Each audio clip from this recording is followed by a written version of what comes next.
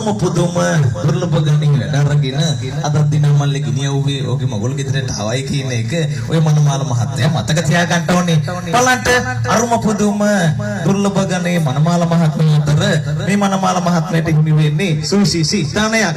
චුට්ටක් මෙහාට එන්න බලන්න. එන්න බලන්න අරුම පුදුම දුර්ලභ ගණේ බොඩි අතර මේ බොඩියට හිමි වෙන්නේ සුවිශේෂී ස්ථානයක්.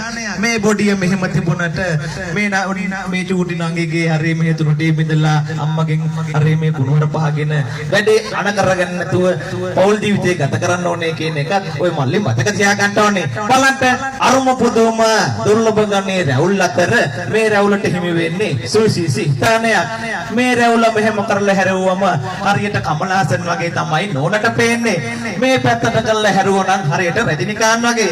රජිනිකාන් වලට කමන්නේ මේකට සමුද්‍රය හදාගෙන ග්‍රාම සේවක මහත්තයා හම්බ වෙන්න ඕනේ. ටිකක් එන්නකෝ.